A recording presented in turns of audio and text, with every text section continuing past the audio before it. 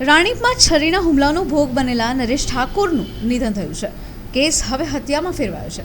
વાત કરીએ અમદાવાદ શહેરના રાણીપ વિસ્તારમાં બુધવારે મોડી સાંજે નરેશ ઠાકોર નામના યુવક પર છરી વડે હુમલો થયો હતો. તેનું હોસ્પિટલમાં સારવાર દરમિયાન મૃત્યુ થયું હતું. આ ઘટનાથી સમગ્ર વિસ્તારમાં અરેરાટી ફેલાઈ ગઈ છે.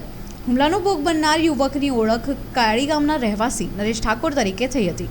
તેમને ગંભીર ઈજા પહોંચતા તાત્કાલિક સારવાર માટે નજીકની હોસ્પિટલમાં ખસેડવામાં આવ્યા હતા, પરંતુ ડોક્ટરોના તમામ પ્રયાસો છતાં પણ તેમને બચાવી શકાયા નહીં. નરેશ ઠાકોરના મૃત્યુને પગલે રાણીપ પોલીસે આ મામલે હત્યાની કલમો ઉમેરી છે. પ્રાથમિક તપાસમાં આ હુમલો અંદરોઅંદરની માથાકૂટના કારણે થયો હોવાનું સામે આવ્યું છે, પરંતુ હવે પોલીસે આરોપીને ઝડપી લેવા માટે તપાસ વધુ આક્રમક બનાવી છે.